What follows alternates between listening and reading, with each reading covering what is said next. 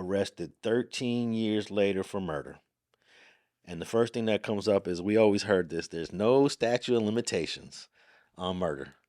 Um, should there be a statute of limitations? That's just a question. I don't know. If you committed a murder and 20 years have passed and you done got married and you started a family, should you still be responsible for that if they find out 20 years later or even 30 years later? Why is murder the ultimate crime to where there's no statute of limitations? But there's the statute of limitations almost on every other crime. But I think they're trying to change the rapes and the sexual assaults. They want to extend that. I think there are some lawmakers that want no statute of limitations on sexual crimes too. But currently there is. I don't agree with the sexual crimes because a lot of them crimes, it be out of spite that people like. You know what I'm saying? Oh yeah, you talking about the sexual assaults? Sexual assaults, a lot of be out of spite, and you know what I'm saying. We don't know it to be factual. But yeah, I could understand why murder has no statute of limitations, but it's just always bizarre when you see a guy on TV, he committed a crime 30 years ago, and this dude is not who he was, obviously 30 years ago. He's a businessman now, or he's a family man, or whatever. He's doing something, he changed his life completely. He rehabilitated himself. He clearly rehabilitated himself, but nope, you going to prison. You're going to prison to get our rehabilitation. But this guy in Memphis, Tennessee, got arrested for a crime that happened 13 years later. Let me read this. A man wanted for a crime that occurred 13 years ago has been arrested by the Memphis State Task Force. U.S. Marshals announced 34-year-old Diego Mendiola was apprehended early Tuesday morning in the area of Mendenhall and Shelby Drive after an arrest warrant was executed. Mendiola was wanted for multiple felony charges, including attempted first-degree murder, possession of a firearm with the intent to commit a felony, 2 counts of reckless endangerment with a deadly weapon, and for being in the United States illegally. Marshals say Mendiola is a member of Surenos 13 gang and had been arrested before and deported back to Mexico. As of, let's see, Memphis Safe Task Force has made 2,000 arrests. Okay, we got that. All right, so basically this guy... It said attempted murder. Yeah, it did say attempted murder, but I think those are on top of the murder. So a man... So whoever that is still living told, probably. Let's see. Because the title of the article is Safe Task Force Arrest Gang Member Wanted for 2012 attempted murder. Okay, my bad. This is an attempted murder, not a murder. So whoever that is probably seen him getting a beer at the store. Hold on. 13 years later, though?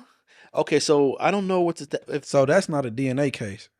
No, this is not a DNA case. Yeah. But I wonder what the statute of limitations in Tennessee is on attempted murder, because I guess you can get arrested any time for attempted murder as well. I mean, 13 years, you would think the statute of limitations would have passed, right?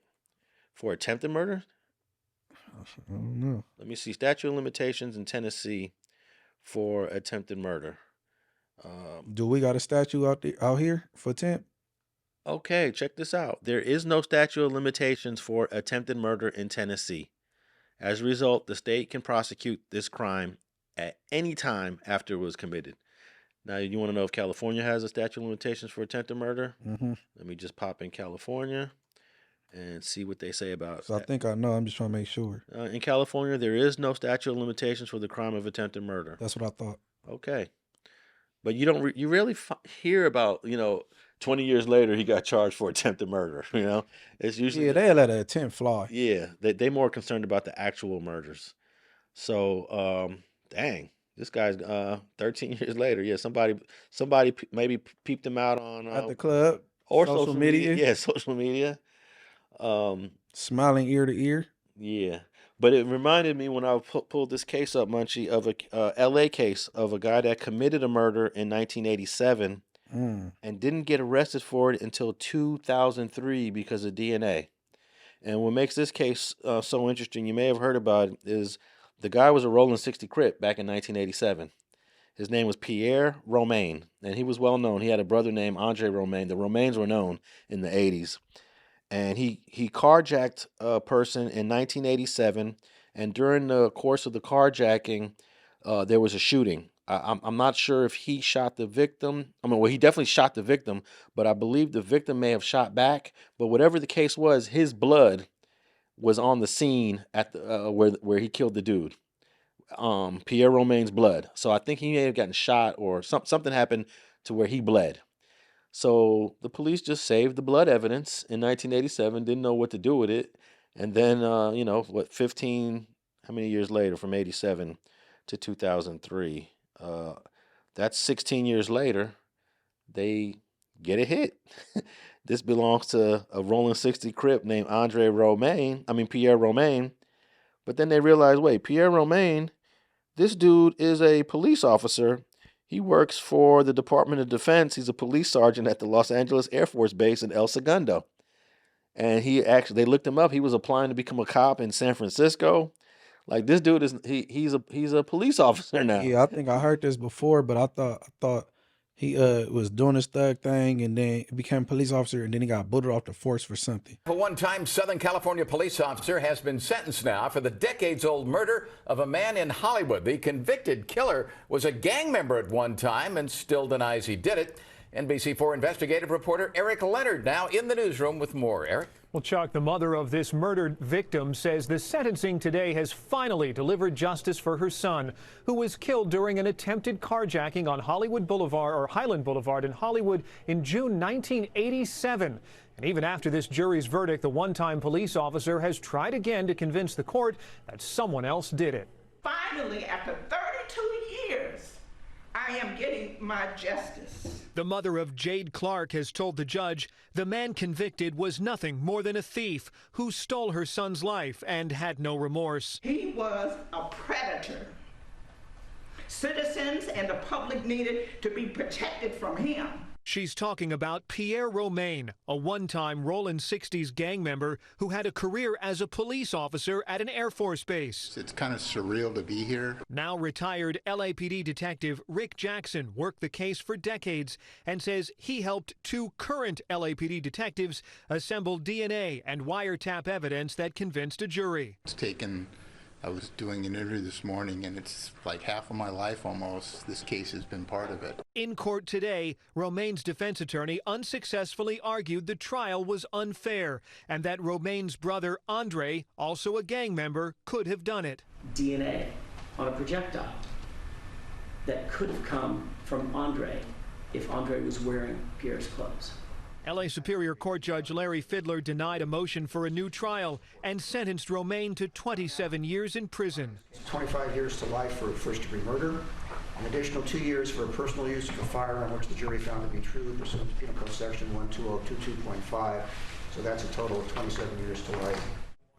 Now, Romain's brother Andre died in prison years ago, and prosecutors dismissed the possibility that he was involved. Yeah, I think I'm not sure how his police career went during this time, but there is a great podcast called Murder Book where it's multiple episodes. It's all about Pierre Romain.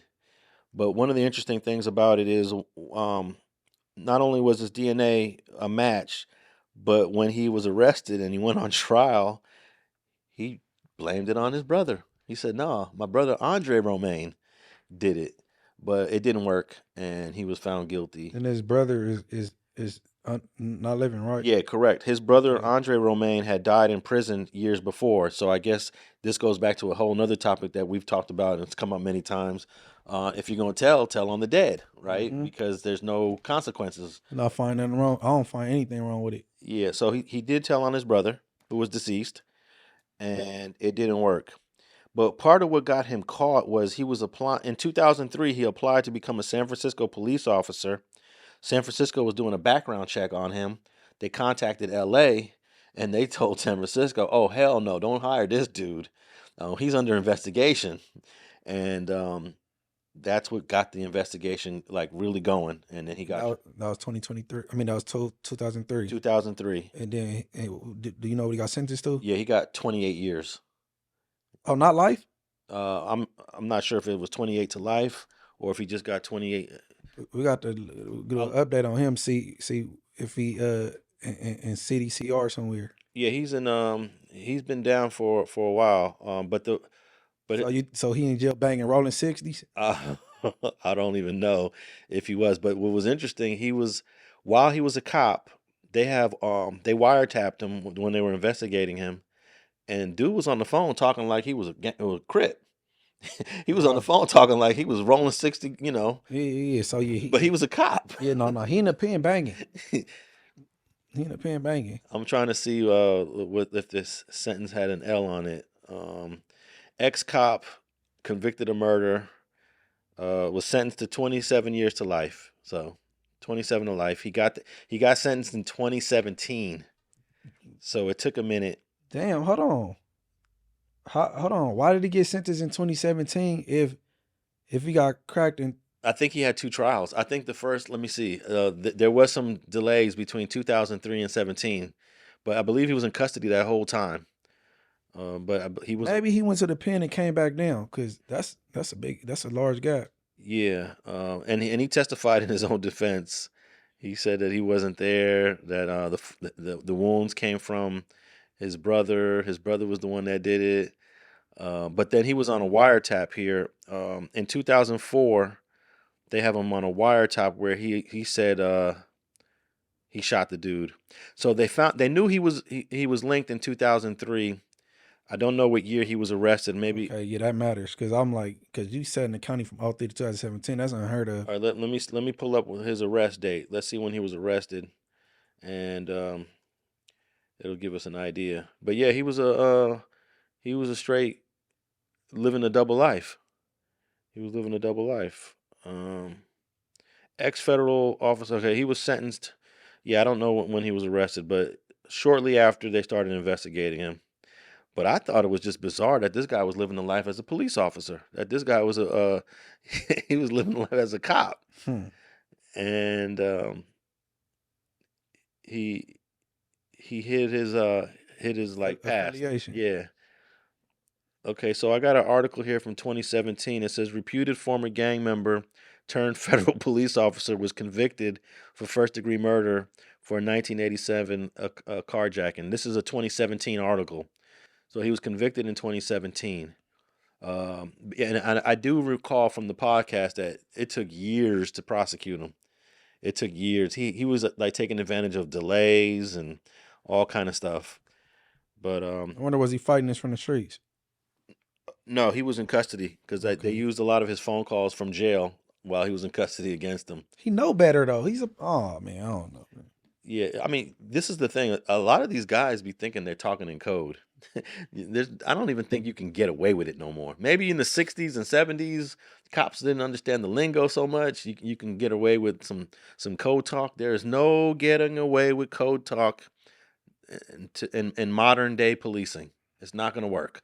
They will bring in an expert that says, okay, I'm going to tell you what chickens mean. I'm going to tell you what pizzas mean. And they're going to break it down and they're going to make it mean the worst stuff for you. And they might even be wrong. It's just going to sound good in front of a jury. Right. So there should be absolutely no talking on the telephone. Yeah, I'm going to pull up where he's at in prison.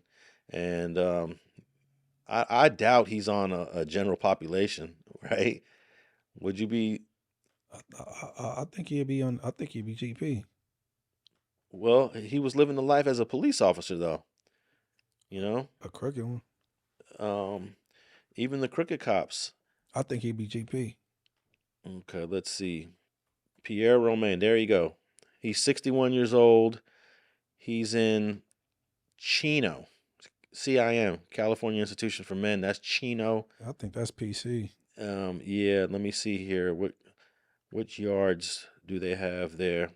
Let's see. Let's go through. They got 4 yards. A yard is a level 2 non-designated programming. What does that mean? Level 2 non-designated programming.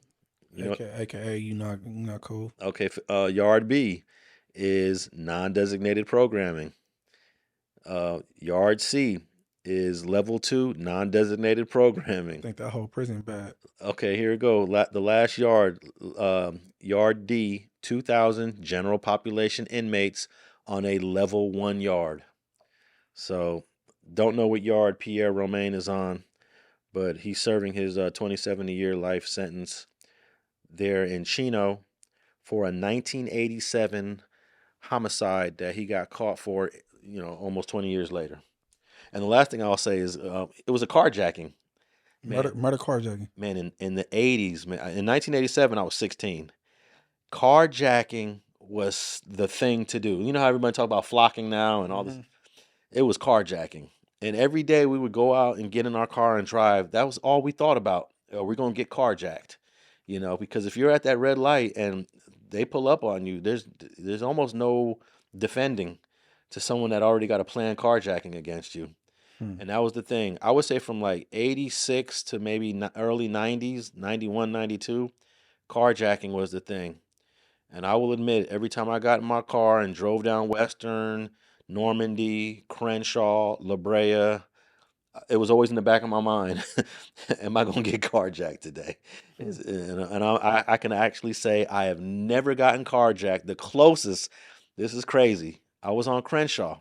I was somewhere around Florence, around Florence. And this dude from NHP pulled up on me at a red light, opened up the side door of a van, and was about to carjack me. I could probably guess who that is. And he said, "Oh man, that's you, Alex." My wife's brother got carjacked in the alley behind her house one time. That was pretty intense, man. Most carjackers ain't gonna kill you, but you never know. Look, this Pierre Romain case, it went the guy in the car gave up a fight. He put up a fight, and that's why Pierre Romain did what he did. But if you're getting carjacked, which doesn't even happen, I don't even think I've ever heard of a carjacking in the last 15 years, for your car or for your rims or for your sounds, your radio, your speakers. But you should just give up the car. That's all it is. Just give it up. They got guns on you. They gonna win that. Carjacking carry life. Yeah, but I don't. Do you hear about carjackings? I heard of carjackings in the last 10, 15 years. But I'm saying it's not something that happens a lot with your generation. It's not common. Like your generation wasn't out there like, oh, we're gonna do some carjackings, right? No, it's burglaries and robberies. My generation. Yeah,